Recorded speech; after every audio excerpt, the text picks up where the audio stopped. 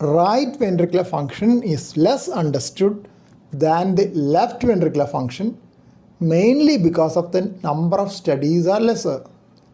There is an increasing recognition of the importance of right ventricular function in cardiovascular disease, though it still lags behind that of the left ventricle. There are a lot of challenges in the quantitative assessment of right ventricular function. The anatomy and function of the right ventricle is complex. Right ventricle has an inlet or sinus portion and an outlet or conus portion in addition to the body. The right ventricular fibers have more longitudinal shortening than radial shortening.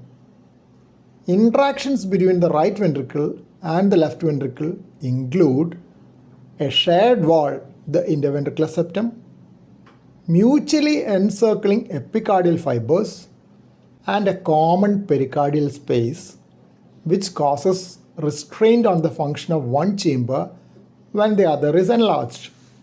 Right ventricular physiology is quite different from that of the left ventricle, though the output of both ventricles are equal in the absence of shunts.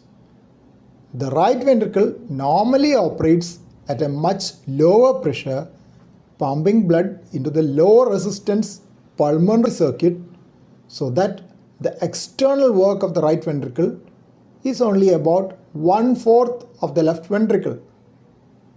Right ventricle functions more like a bellows and can give much output with less of shortening due to the low impedance of the normal pulmonary vasculature.